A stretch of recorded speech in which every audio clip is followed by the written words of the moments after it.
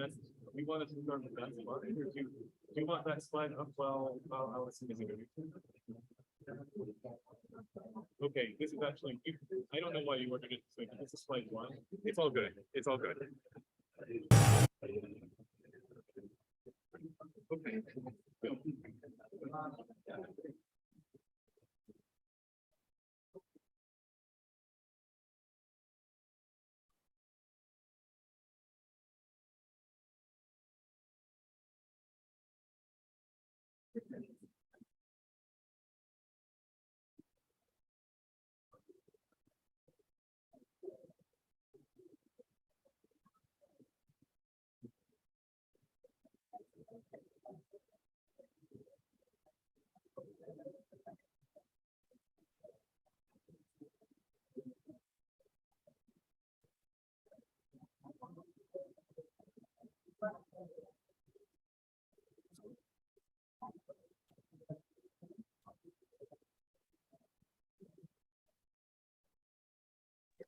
Hey, Dan. Dan. Dan. Yeah, I hear you. Yeah. But it's too low now, right? Yeah. Sorry about that. Okay. It's too low now, right? I just wanted to check the logistics because I'm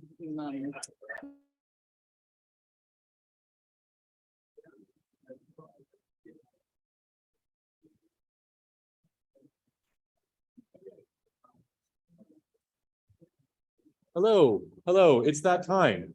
Please grab your seats. We're about ready for the keynote. I'll introduce you. Good.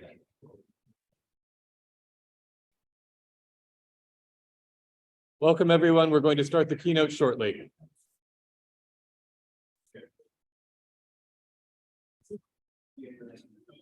The room will get quieter. What do you mean the sound is too loud? Be a bit low. Because Max told me that number is high. Right, we have. Do you want me to say something? I don't think it's too quiet. Do you think it's too quiet? No, I think it's fine. Fine. Okay. Yeah, Great. it might be a little. Just a little bit, right? Yeah, I think so. Do you want to tell him? Maybe he will hear you say, put it just a little bit higher because he went there to put it. Which guy? Who are you pointing at? The guy that's usually there. Oh, I don't think. Gary. Just. But I can be loud. Hello, everyone. Welcome to this session. We are delighted to have support from the UW Library for today's session. I can use the mic there. We're delighted to have support. Thank you. That's perfect. We're delighted to have support today from the UW Library. And introducing today's keynote speaker is Allison Hitchens from said library.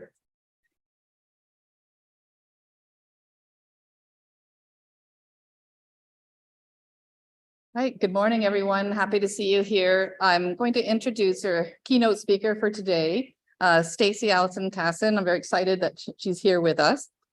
Stacy works in the Department of Information Science in the Faculty of Management at Dalhousie University in Kejipuktuk, Halifax, Nova Scotia. Stacy's current work is connected to Indigenous data standards and governance, linked data, and vocabularies. Stacy is co-chair of the Respectful Terminologies Platform Project through the National Indigenous Knowledge and Language Alliance and a citizen of the Métis Nation of Ontario with strong kinship connections to the Georgian Bay Métis community. She is also chair of the International Association of Library Associations Indigenous Matters Standing Committee and the community chair for the Language Preservation and Instruction Community and a member of the Council of the National Indigenous Knowledge and Language Association, the ICCC Working Group on the Provenance of Indigenous Peoples' Data, as well as other advisory bodies. So please welcome Stacy.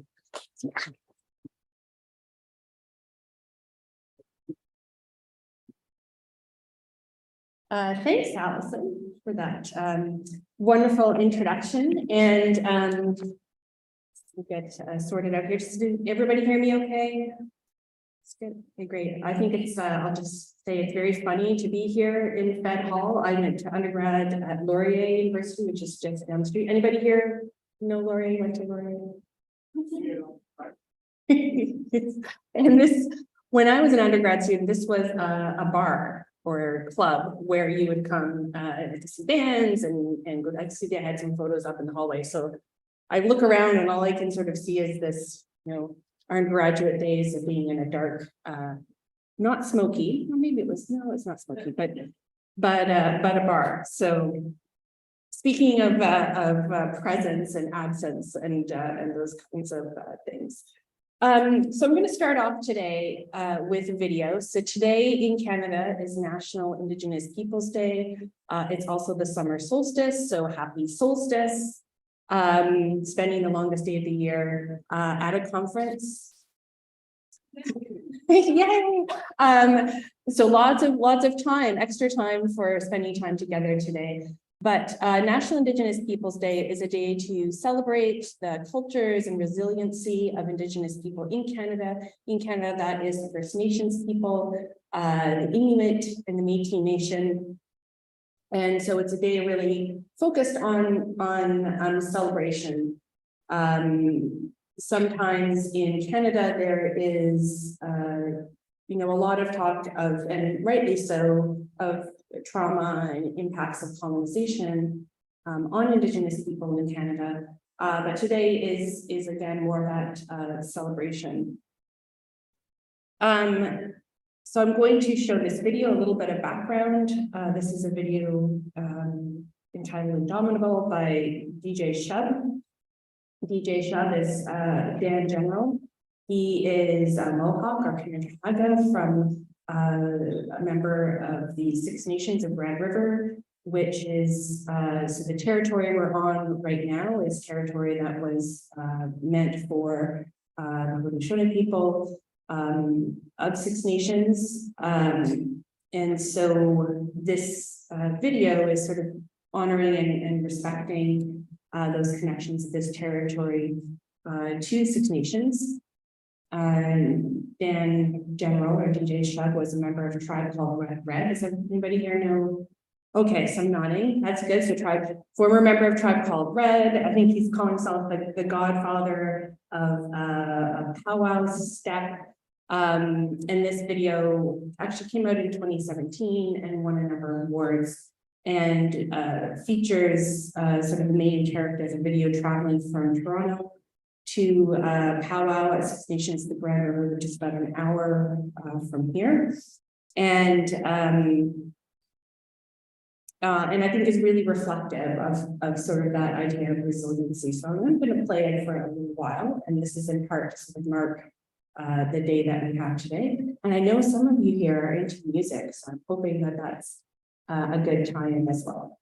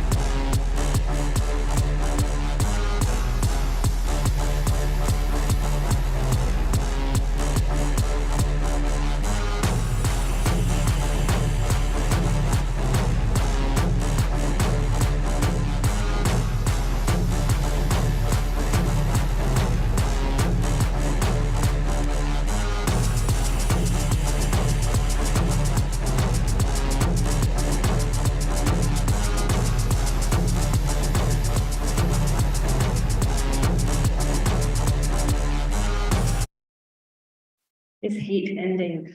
Trying to find a good spot. So I encourage you to check that video out, or the other music of DJ Shub.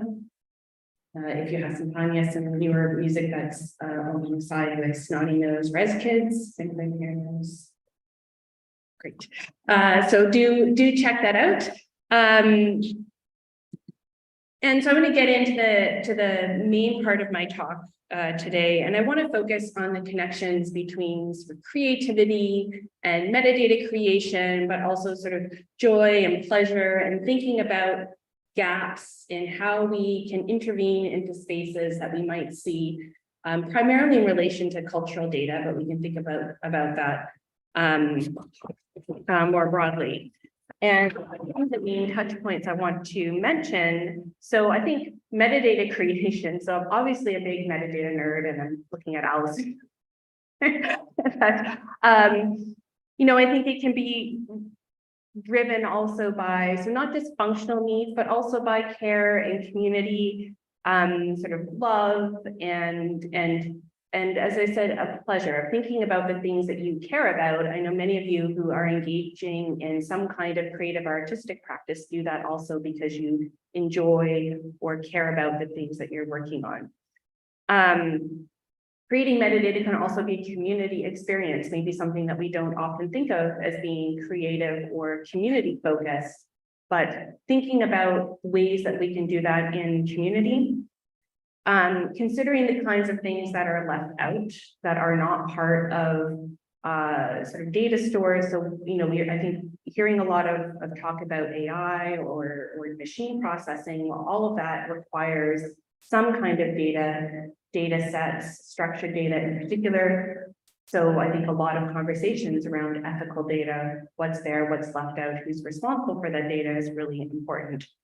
And thinking about our own responsibilities when it comes to working with that data. So maybe you've heard of this idea of metadata as a love note to the future, as a sort of catchphrase. And so thinking about what do we also owe or consider when we talk about future generations. So again, when we can make connections to things like climate justice, in terms of thinking not just about the present, but going forward. And the same can be said for things like data and metadata. So, anybody here know Nickelback? Sorry, I'm making some music jokes through this, I can't help it.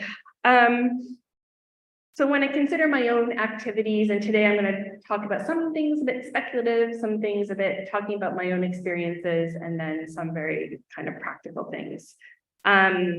So some things I picked up in my title, so thinking about absence and presence and ambiguity and certainty and how they relate to metadata. Computer processing, the tools we have and we don't have, the data we have and the data we don't have. When we have data, where does that data come from and how does it mean? And in some ways, I think it's noticing also what's missing and thinking about ways to address such absence. And do we address such absences? I think that's a really important question. And so tying all of this together is considerations of ethics. And so I already mentioned that we are located on Indigenous lands. Something important to think about is not just today, in particular today, we can use this as an opportunity to mark our relationships with land. So you have all come here from other places. We're all shaped by the lands and the experiences that we have in the places that we live and work, where we grew up. So taking some time and thinking about that and really considering, even when we work in online systems, that we're still sort of bounded by territories in many ways. And also the kinds of work that we do, especially in computing or thinking about information systems, using hardware that is built using metals or materials that have been extracted from the earth. And the kinds of impacts of the kinds of computer processing that we engage in. Sort of, this is again one of the questions, and we have really big language processing, the kinds of impacts that has on the earth as well. So really recognizing our own positionality and privilege when it comes to where we live, kinds of work we can do, and that on the flip side, there are people who have been marginalized or oppressed or not in equal standing in the kinds of places that we work in. Printed my talk out, which I don't always do. Always that. Change my page here. And again, as I mentioned, the land that we're on in Canada is always Indigenous territory. There's no space in North America that is not currently or has not been traditionally caretaken by an Indigenous nation. And again, that goes for many parts of the world, so not just Canada, and that colonization is an ongoing activity, isn't just something that happened in the past. So to really think about that in the kinds of data we produce, the kinds of work that we do, what are our responsibilities, given that. A little bit more about where I'm from. So I'm from Thunder Bay, Ontario. Anybody here from Thunder Bay? It's on the, I say that sort of jokingly, it's in Northern Ontario, sort of north of Duluth, on the shores of Lake Superior. I grew up in Winnipeg, Manitoba, so in the prairies. Spent a lot of time until very recently in Oakville, Ontario, and now I live in Halifax, Nova Scotia. But what I also want to mention, as Allison said, I'm a citizen of the Métis Nation of Ontario, which is a recognized Indigenous community in Canada. And so that is also part of my experience in the kind of work I do and the kind of responsibilities that I think I have. So I also want to talk today about this relationship between data, standards, a little bit about where that comes from, but I thought I would give some background. So originally my intention was to be a musician. So I actually studied music performance, orchestral music, spent a lot of time in practice rooms and rehearsals. I did my undergraduate music degree, as I said, at Laurier, down the street. And so I was very, very invested in all things music. And after a number of years of study, I was doing graduate work in Pittsburgh at Duquesne University. And I had one of those moments where I'm like, well, I don't think this is actually what I want to do. I actually sort of say I hated driving. There was a lot of gigging and driving and various things. And I also sort of say I succumbed to my dad's, my parents having the first person in my family to go to university, and they were always asking, what are you going to do for a job? But you need a job. So I joke, I mean, it's about my dad eventually wearing me down and saying, okay, fine.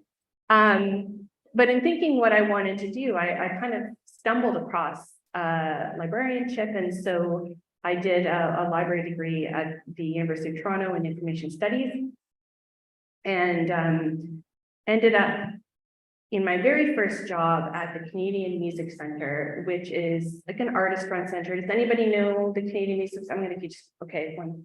Great.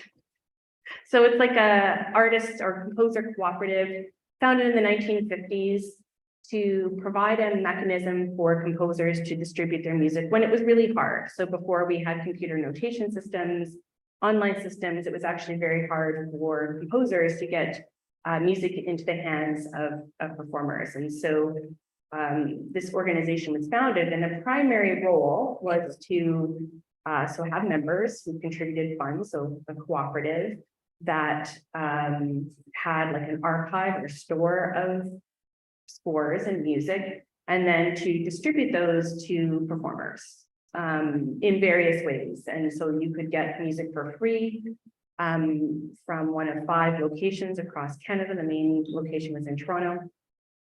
And so this was my very first job out of what we call library school. And I was the only librarian responsible for 5 of these centers. I had to catalog music in French and English and do all sorts of public kind of work with composers. Yesterday in the keynote talk, there was a mention of R. Murray Schafer. who is a well-known Canadian composer. I think he passed away last year. And so he was a member of this organization, and we had his scores. And if you ever have an opportunity to look at an R. Murray Schafer score, I really encourage you to do that, because while he worked in sound, he was really important in the field where he wrote very sort of site-specific music. So he wrote this piece, for example, for trombones that was supposed to be performed around a lake. And so part of it was that the lake provided acoustics for the sounds to, sort of bounce off of. So he was very focused on using not only the sound produced by instruments and musicians, but also sort of the ambient sounds or the sounds of location. And his scores, he wrote, sorry, it's a little deviation, but he wrote graphics. So pictures often use colored pencils to color, also using color as a way to convey meaning. And so when you have, we also had sound artists, so people who created electronic music. So there wasn't a score, there was like, in some ways, this is one of the fundamental points of my talk is like, what is it? What is this thing we're trying to capture in metadata or to record? Because it doesn't necessarily have a physical form. Music is something that exists in the act of performance. So we can have a score, but it's not actually the music. It's like a instructional system for how you might perform the music, but it's not the music itself, or a recording of it isn't necessarily the music itself. So really thinking about, sometimes I heard music is called sort of a boundary object when we have to translate between music and metadata, or a system that's going to capture that music in some sort of way. Even if you process sound waves, or you're processing using music information retrieval type techniques, you're still sort of contending with like, what is this object we are trying to look at? So R. Murray Schafer scores are drawings. And so part of what you have to form is a drawing. And so how do you think about that notation system? So this is when I talk about absence and presence. What are we documenting when we try and document something about music? So this is fundamentally the thing I've been struggling with for a long time, it feels like now. It's like, how do we do this and do this well? And what can we include and not include? And especially when we are creating metadata or systems, there's that, not only that translation, but the data or the interface provides a meeting point between something we're creating or the creation and humans in some way, or machines in some way. So there's always this sort of translation point. And the limitations of our systems provide a really interesting friction point to thinking about meaning, about how we understand something, and what kind of gets stripped away when we need to do something really functional. So as a librarian, one of the challenges always, I think, is you may think about these things, but you still at the end of the day have to have a functional catalog, or you still need to get something to someone who needs to do something. So again, always this sort of balance between thinking about what's possible or probable or things you'd like to do, and the reality of the systems that we have. I'm also mentioning data feminism, so I was really delighted to see this book mentioned yesterday. I encourage you, if you have not read it, please look at it. You don't have to be a woman or a feminist in that way to think about or find really inspiring content in this book. So it is truly, really, I think, important in thinking about questions about neutrality, questions about interfaces, the kinds of visualizations and UX, all of these kinds of questions. And what I want to draw on for this talk is, as I was talking about music, it provides an avenue to think about other kinds of knowledges or other kinds of things that are left out when we have present something in data. But also people or cultures that are not part of this cultural record because of what is valued. So thinking about those absences again, especially if we're working with big systems, or we have the opportunity to think about this, to think about the knowledges, but also about our bodies, about humans, about emotions as being also important in the considerations of what we talk about with data. So I'm going to talk about a project I did a few years ago. I don't know if Allison, I'm just going to keep referring to you. Started this project a few years ago. So I called this initially my frustrated cataloger project. So I was talking about after I was at the Canadian Music Centre, I went to York University where I was the music cataloger. So every day, all day, I was working at creating catalog records for music at York University. If you don't know York University's programs, very much focused on improvised music, on jazz, on what sometimes is termed world music. And so lots of things that were not well situated for library standards. So library standards for descriptive work, right there, I said it, highly standardized, really have been focused for a long time on data exchange, really early on, even in the 19th century. So this focus on the ability to exchange data between institutions has meant that it's highly standardized, both in the practice, in the kinds of things that can be used and can be used, things that can be said and not said. And so, and it's really a system set up to privilege colonial or Western conceptions of knowledge, but even in particular for music, it's really great for Beethoven and Mozart, and really, really bad for improvised music or certain kinds of traditional music. So it is built on this idea that we have a work, something like a Beethoven symphony, and then you have all these variations of this performances of this abstract ideal that is the work, which it does not work when you have improvised music or something that is not constructed that way. So in my struggles to try and figure this out, I started to look at linked data as a possibility for being able to express data with a lot of granularity. And in particular, I had a research chair position at York University for a few years where I had time and space to do research project. And so I chose to do a research project on looking at linked data in relation to the Mariposa Folk Festival, which had an archive at York University. And to try and think about what if I was to try and take these programs from the festival and create a data set out of those programs.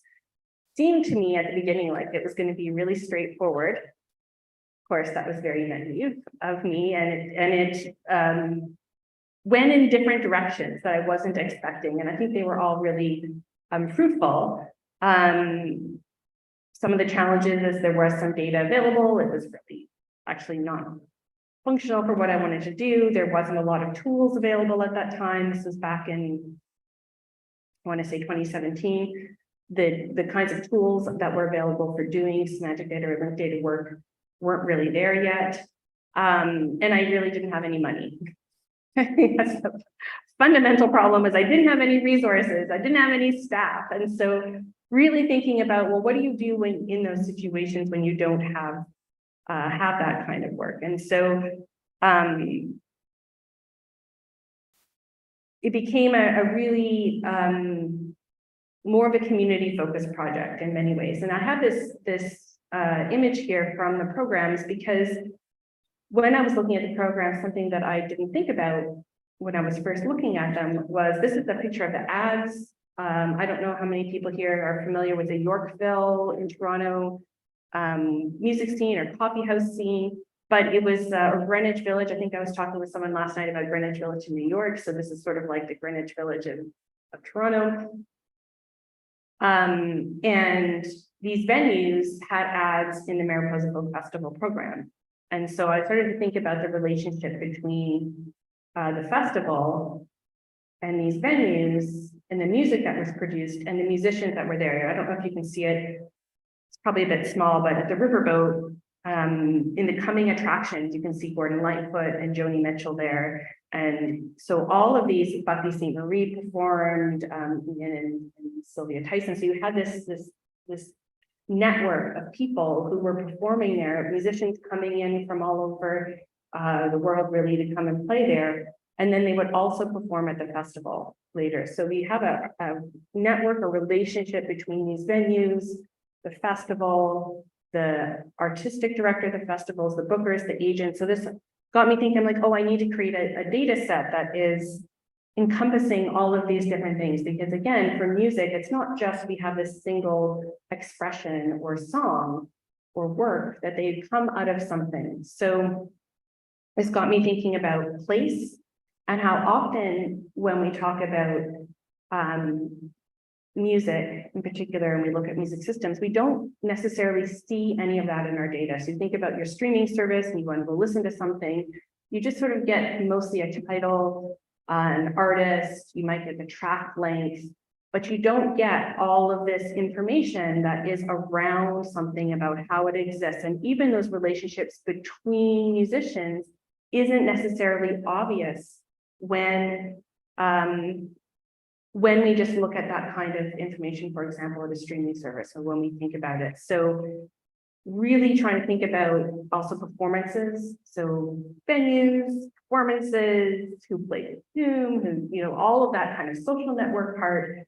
And I love this photo is actually from the Toronto Telegram collection. So I started to do some work in the archives looking for these traces of these venues and who was there. So this is a group of different folk musicians. They're outside a venue called the Penny Farthing. And they also performed, many of these musicians, at the Mariposa Folk Festival. So seeing this in the archives was so fascinating and delightful. So that's what I'm saying, when you think about doing this work and thinking about these relationships, and then how do you do that in data? So I did start to create this as a data set. And then I had this idea, I'm like, oh, I'm going to go to Wikipedia and I'm going to incorporate information from Wikipedia in my platform, and it'll help provide contextual data. And then I was very naive. I went to Wikipedia, and none of this, very little of the information I was looking for was in Wikipedia. None of the music venues, even the Riverboat, which is this storied venue in Toronto that has been, there are songs, Neil Young actually talks about there's a mention of the Riverboat in the Neil Young song. So I was horrified. I was like, what, doesn't Wikipedia have everything?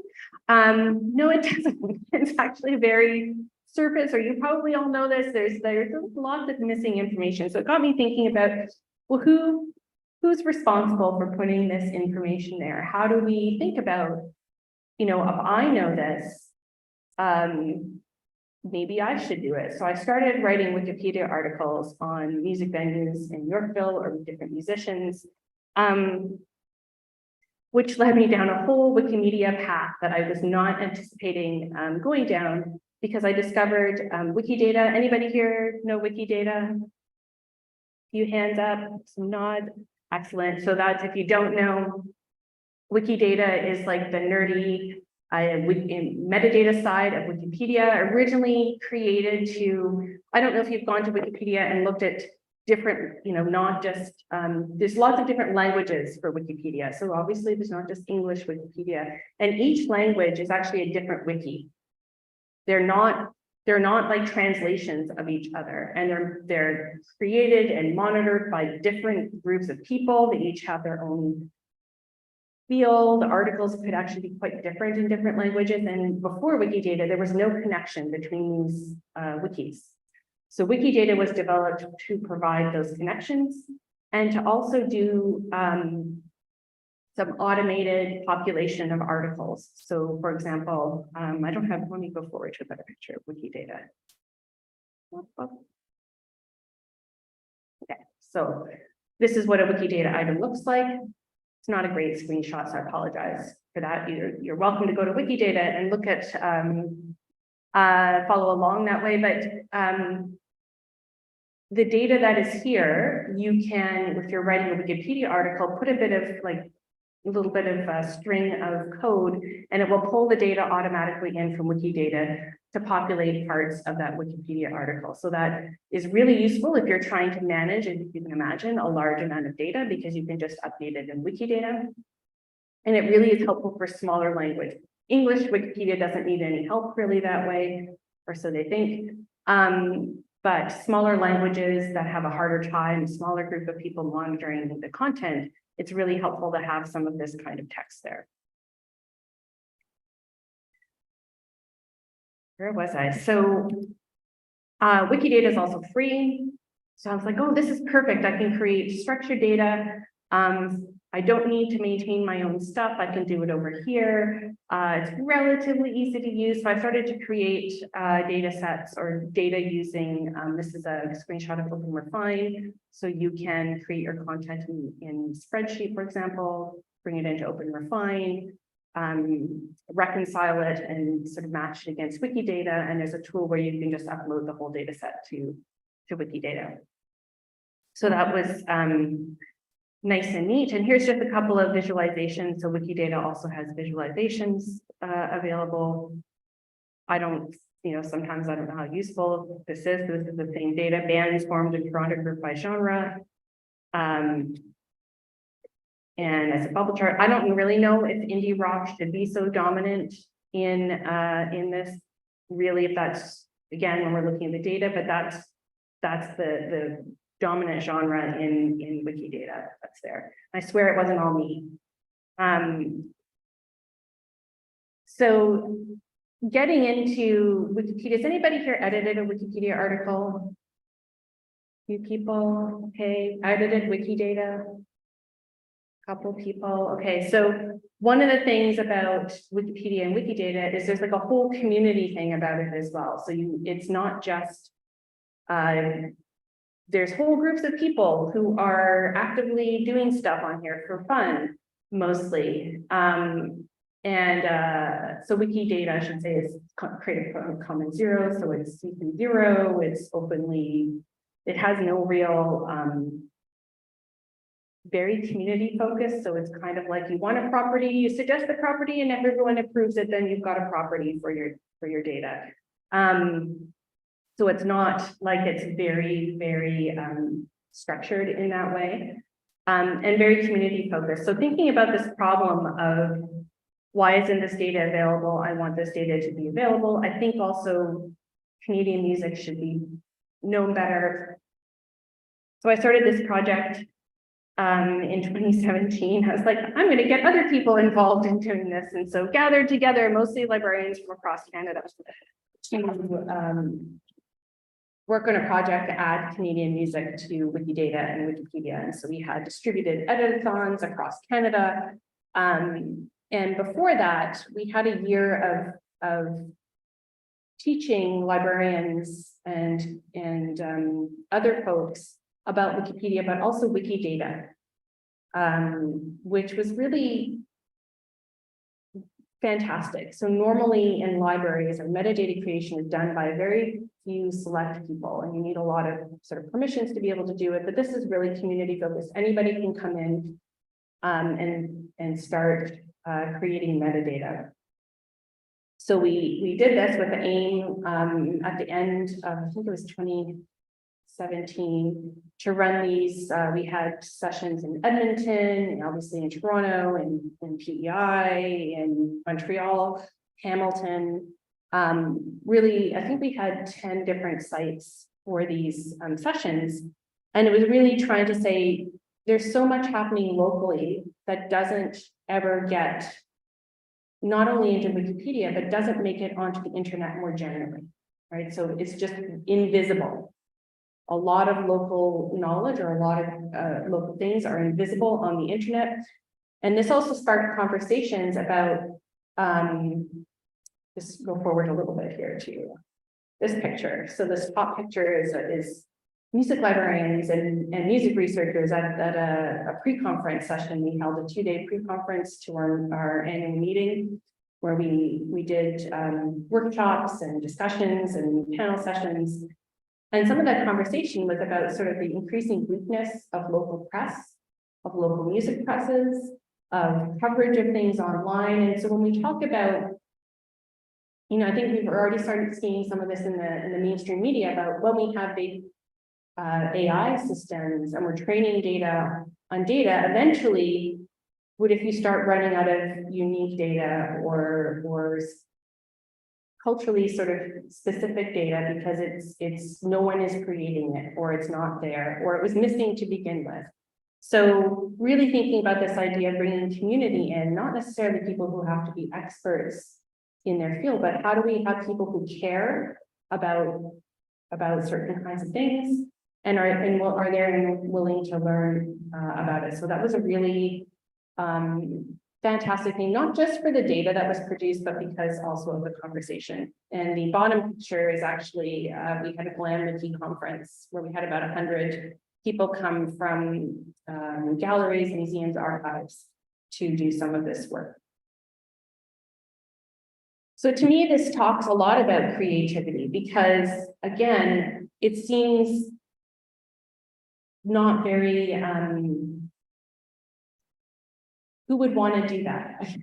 I would teach like knowledge organization classes as a required class for the program I teach, and I always feel like I have the class that no one wants to take because people don't really want to take the class that's necessarily about cataloging or knowledge organization or metadata, but yet it can be really fun.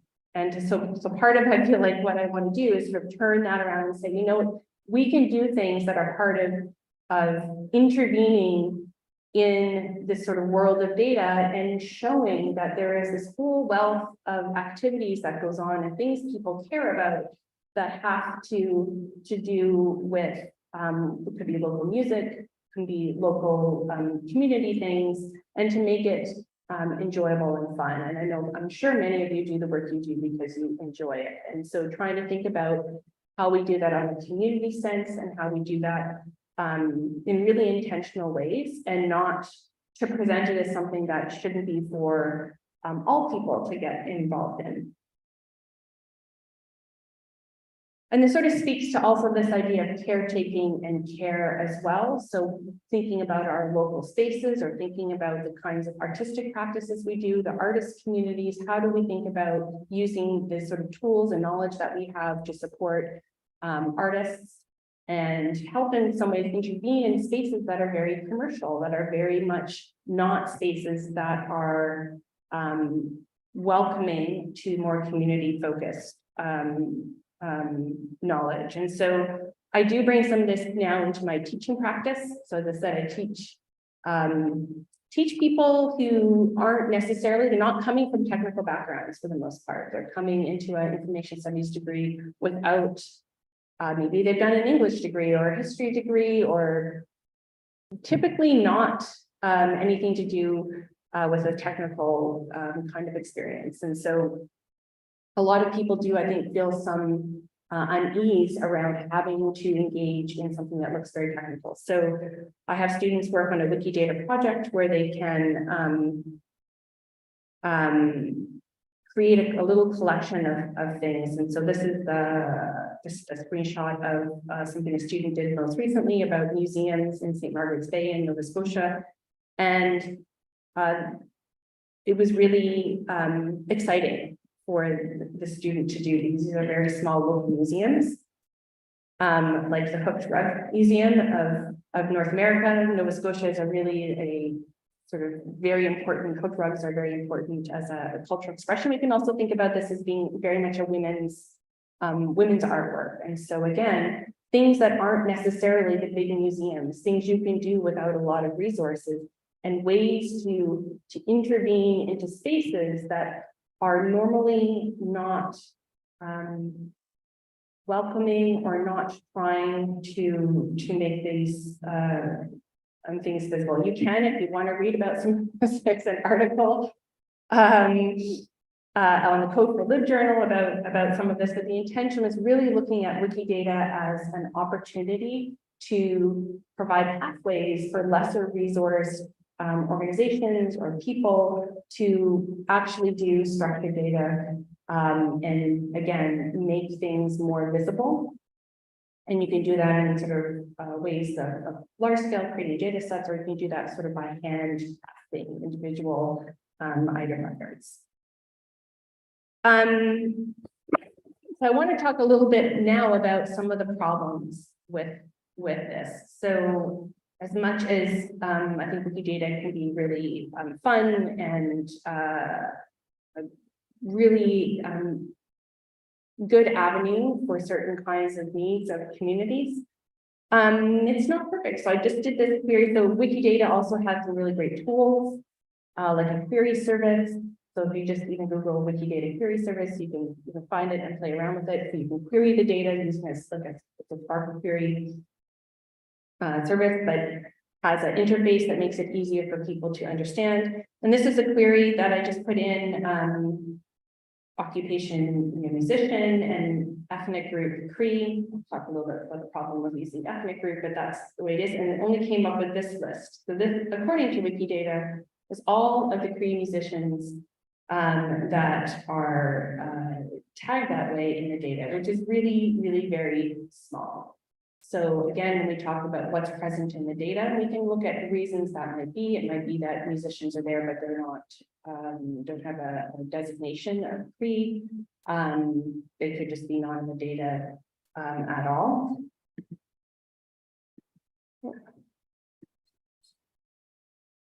And one of the bands that I did some work on is a band called Nehiwak, which is that's Cree in Cree. They're a band out of Edmonton. And so one of the things I do just for fun sometimes is to create Wikidata items for and Wikipedia articles for different things that I think are important. So for Nehiwak was nominated for Polaris Prize a few years ago. I'll play a little bit of it, just wake us up a bit. Hopefully. Well, maybe not. Maybe I'm going to play it. All right, you'll have to check them out on your own.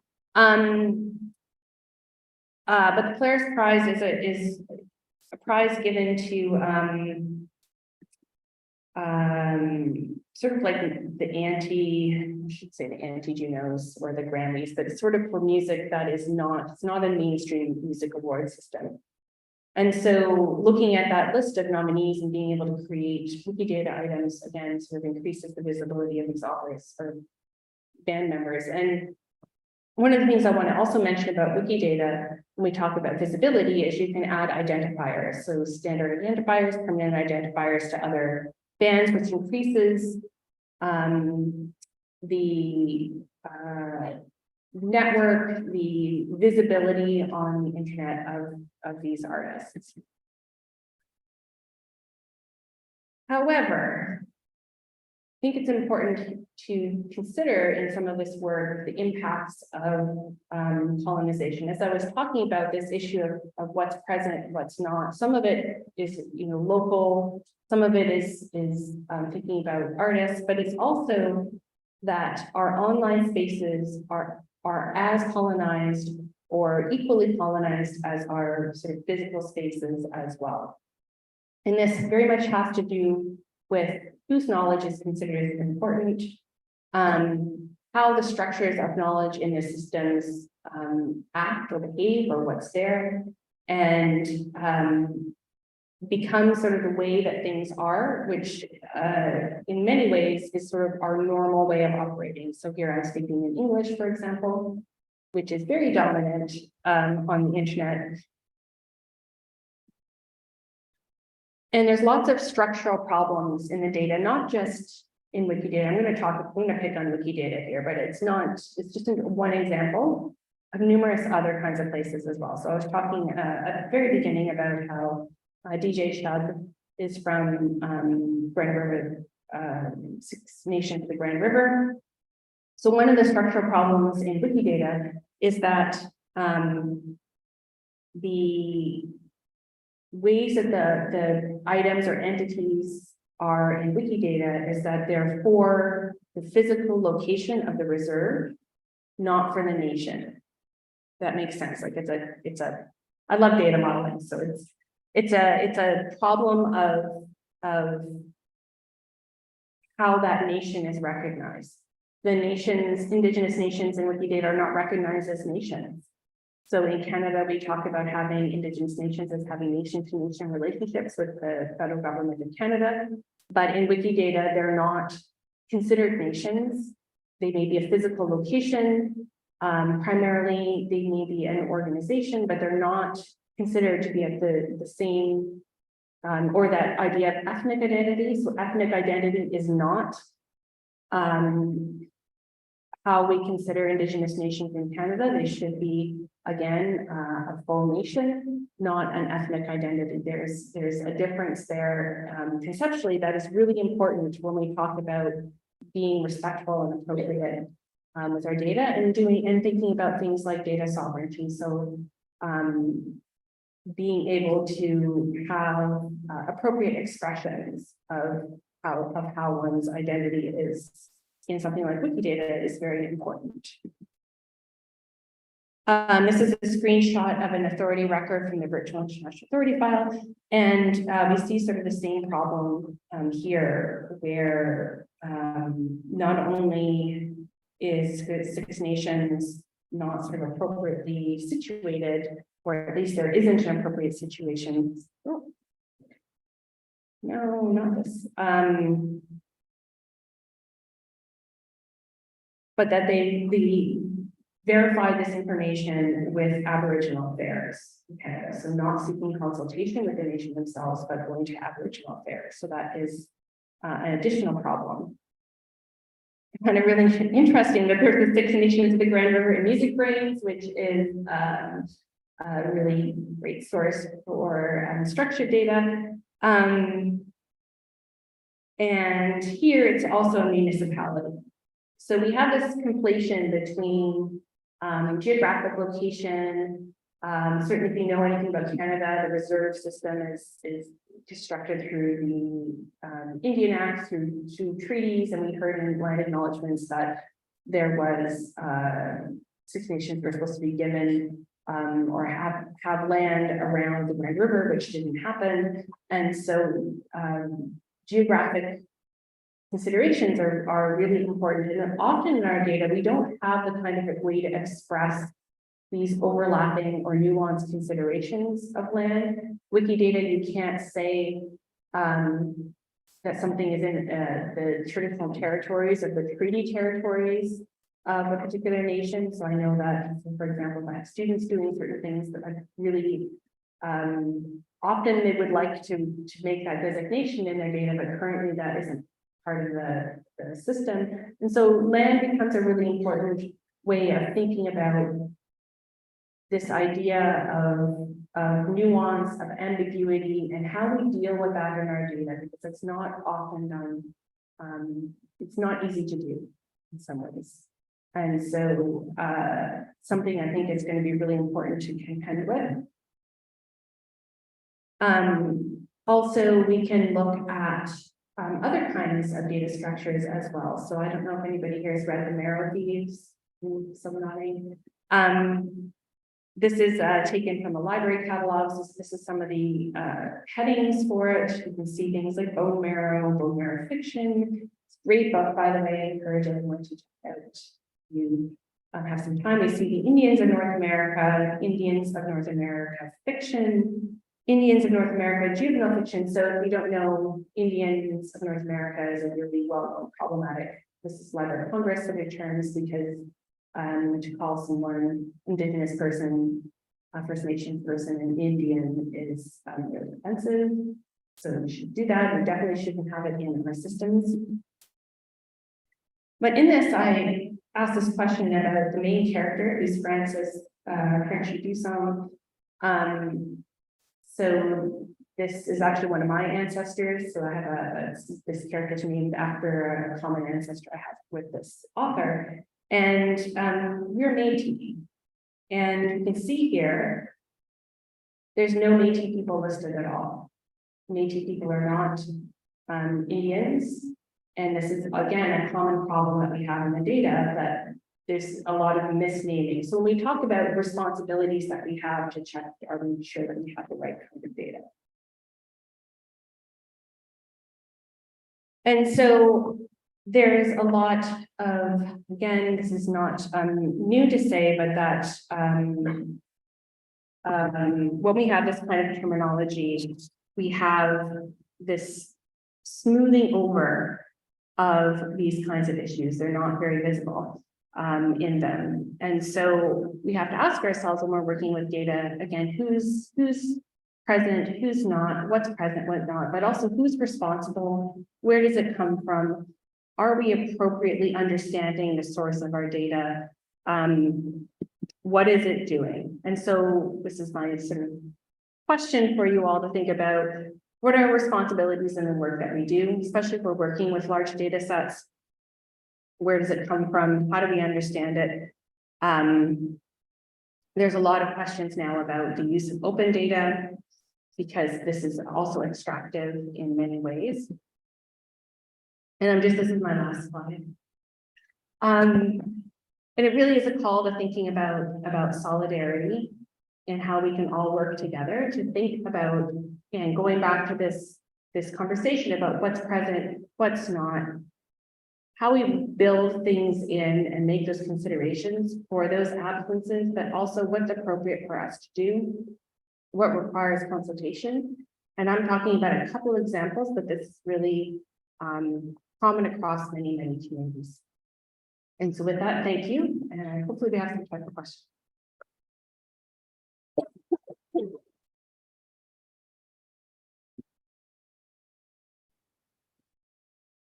Okay, we have some time for questions. We can go a few minutes past the noon if we need to. So I see there's someone and Joelle is going to come to you with the phone microphone, or is there someone? Thank you. Oh, I didn't realize it was in the phone. Sorry. A few years ago, there were some stories about Wikipedia pages about underrepresented groups being more likely to be taken down. Is that something you encountered, and how did you deal with it? Sorry, the echo is really hard. So the question was about issues of things being taken down in Wikipedia. Yeah, it is a problem. I have had things deleted or questions. It's really, I mean, again, it's also kind of fascinating. I wrote a Wikipedia article on land defenders a few years ago, and you can go and look at it. It's all available if you want to look at the conversation. So someone said that, oh, this must be written by someone in the camp. Oh no, this was on the Ustoten camp, so which is part of this protest action against pipelines. And someone said, oh, this must have been written by someone in the camps. I'm like, nope, just sitting in my living room in Toronto. Which, you know, there's a whole sort of issue around, again, what knowledge is there and what isn't, because a lot of what Wikipedia depends on is citations. You have to prove that something exists, or this is why a lot of women's articles, you know, probably you've heard about this, but women's articles being removed are very hard to write. When you go to write a Wikipedia article, it can be really hard. I had a really hard time even with just some things like music venues, because if I can't find sources about something, then I have nothing to cite. So we might know something exists, but if there's no literature of approved sources, then you can't point to that to say something, you know, this is a valid kind of thing. And so that's a really huge problem for something like Wikipedia. And it really, when we worked on the music project, that was part of the conversation around the sort of demise of local press, of music press, because if you don't have anybody writing about musicians or about venues or about things that happen, you can't necessarily, according to the rules, write a Wikipedia article. So it is a common problem. I mean, there's different tactics of, go on and on, but so there's different tactics of trying to protect or understand the space so that you ensure that your article gets stays up. So I had a quick thing is just to say those citations are really important to understand that sort of cultural conditions. And then something that the art and feminism projects often do when they do edits for women artists is they will have people writing articles, and they will have people who have admin status standing by And as soon as you finish your article, someone will come in who has admin status and approve it in a particular way. And so they're trying, this is after years of, these things happening.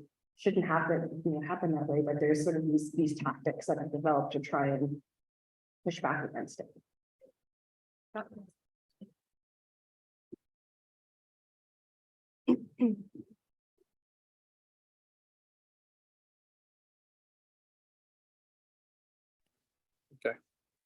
Right. Oh boy. So what I want to ask about is there's sort of a push for some people for the right to be forgotten and for archiving and don't want to sort of be part of this system, like internet communities. There's sort of a push toward decentralization.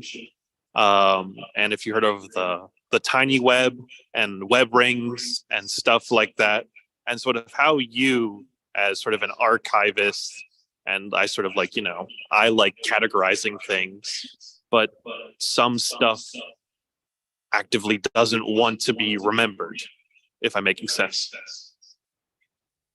Yeah, absolutely sense. And I think that's a really important consideration. So the right to be forgotten or not documenting people or experiences or things that we shouldn't. So in the case of Indigenous data, for example, there's lots of things like you can't put Indigenous data on the internet if you haven't gotten permission of the community. And if you do have something, you should probably check and take it down if you don't. So that's an important part of ways of working with Indigenous cultures, people's data. So oftentimes part of my practice, if I did want to write about someone, if I know them, I will ask them, is this okay? Can I write this? Do you want to check this before I do anything with it?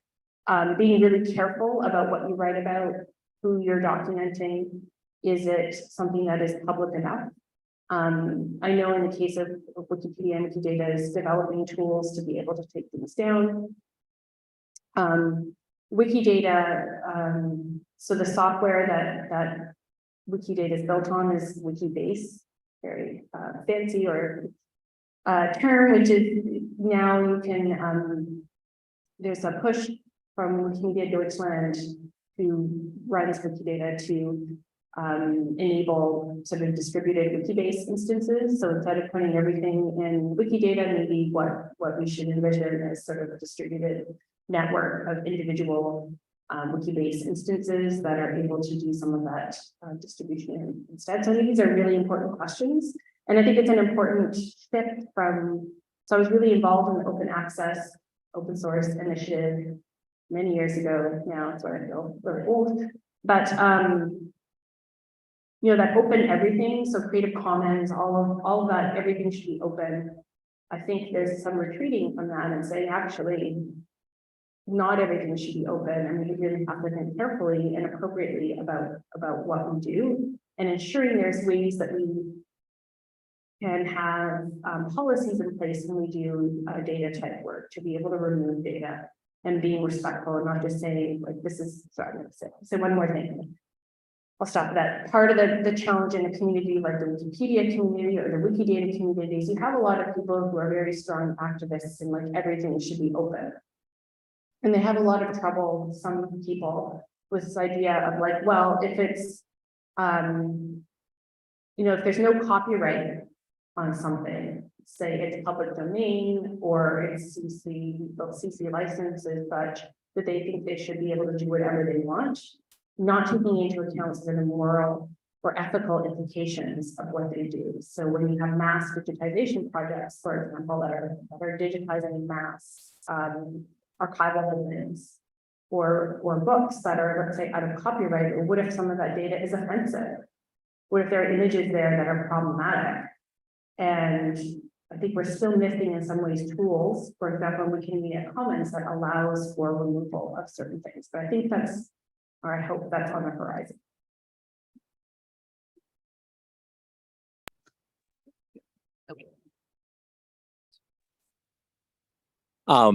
Thank you for the insightful talk. I think it's a trade-off between the disseminating the knowledge and curating the information, giving structure to the knowledge, which is aiming for a majority of people understands the things, because people tend to understand things by associating things to what they already familiar with, versus the preserving the richness and the nuance of the knowledge. So I wonder how we should balance between those, trade-offs. That's a great question, sort of about balancing the sort of, I was talking at the beginning about sort of the richness and all of the contextual information about that goes along, for example, with a cultural object, and then what gets reduced in when we bring it into sort of this descriptive form or in data. And I don't have a really good answer for that, except to say some of it is situational. So of course, as many of you know, what's your use case? What do you want to do? What can you do? But also, how do we continue to maybe push some of the systems or systems developers, or to think about what are we leaving out and what can we do? Like what's possible? So sometimes, when you're working on a thing, it's like, well, that's impossible. I'm like, it's not impossible. It's just really, really, really hard. And so it's thinking about that balance, and also I think thinking about this idea of community responsibility as well. So what can we incorporate that would be valuable to community? How do we do community consultation? How do we do these conversations about some of these different aspects? So I don't have a really strong answer, except to say I always feel like I want more from data. And it's maybe going back to something like the data feminism, and there's a bunch of principles that are in the book that talk about responsibility of data, or how we can work. It's even just the way that we work with some of these systems that allow us to think or consider some questions that we might not consider otherwise when we are starting out or working on a project. So maybe looking at some of those data principles and saying, actually, how do I understand my own responsibility and important responsibility in my project that I'm doing? So I don't know if it's a very satisfactory answer, but I don't know. Maybe just it's the short answer.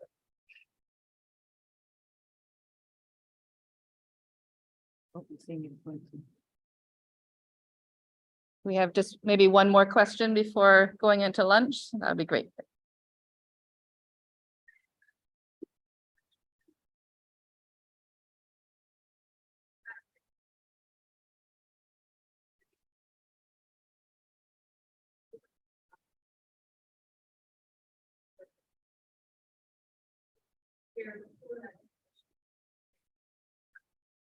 For instance, information about Indigenous languages, which is just missing from Wikipedia currently, which is one kind of harm. But in my own research, I found that generative models will happily fabricate information that is absent otherwise about Indigenous languages, which is a worse form of harm, I would say, especially with the potential for a feedback loop there.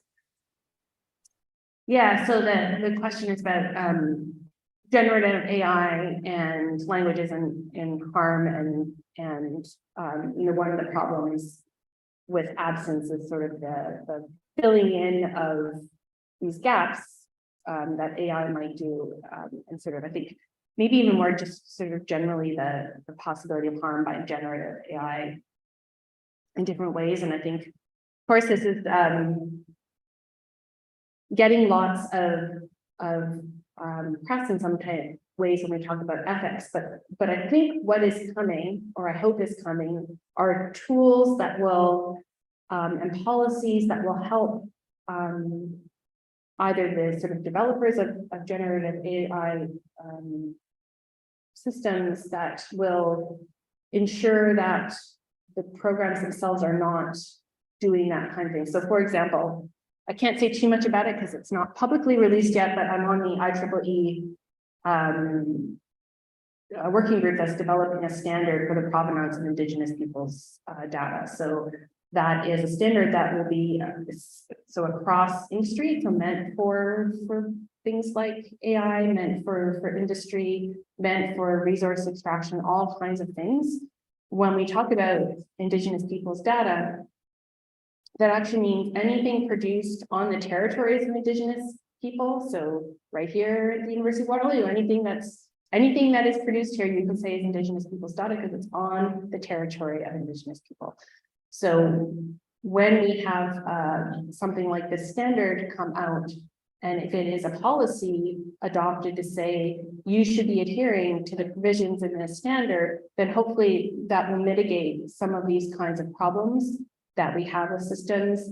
Something else Canada hasn't necessarily, or shouldn't say necessarily, has not contended with is Canada has adopted into law Bill C-15, which is recognition of the United Nations Declaration on the Rights of Indigenous Peoples, which is very far reaching. It really says, again, Indigenous people have the rights to have to anything that had that like our data. So if it is a data product, then you have to abide by the conditions of that use in some ways. But that is going to come down to, frankly, to government policy, but also to the responsibility of project developers to ensure that you're adhering to appropriate standards in your project. And hopefully that will help mitigate some of these problems. Again, these are really far-reaching issues and not issues maybe 20 years ago, people were so aware when it comes to developing data sets.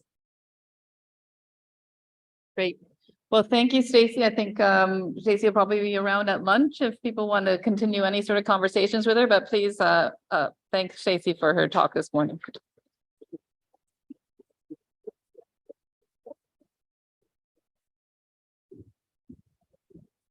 Very good.